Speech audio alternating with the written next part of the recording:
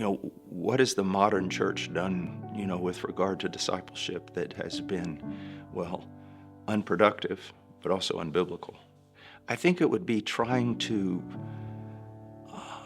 first of all, motivate people in mass. These conferences where you get people fired up and you get them, moved emotionally. So you have these people who recognize, I'm not walking with Christ as I ought to. So a conference comes along that makes all these promises: acquire the fire, become something new, follow Jesus, radical, that type of thing. And so they go, the music's there, everything, they're fired up and they're sincere.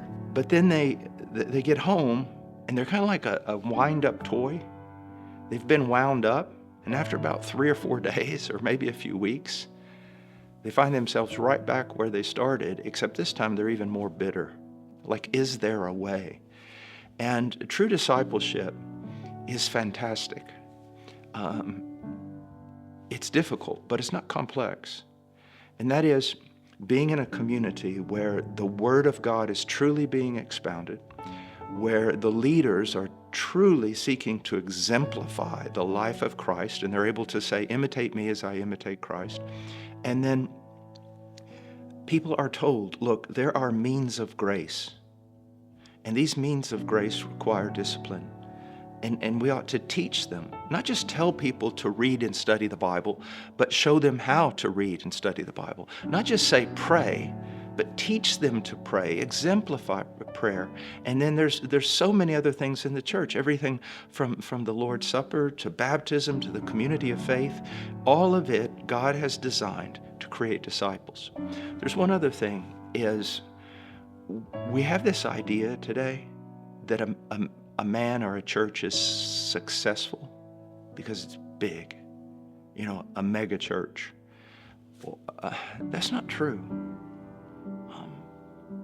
Elders are supposed to be able to invest in the lives of their people and to train men, to train fathers, to disciple their own children, to catechize their own children, to train mothers. And so there are so many things that God has given us to create disciples. It's very simple, but very difficult. And so we pass it over for some big show that we think is going to produce a lot. And really, after it's all done, it's just smoke and mirrors.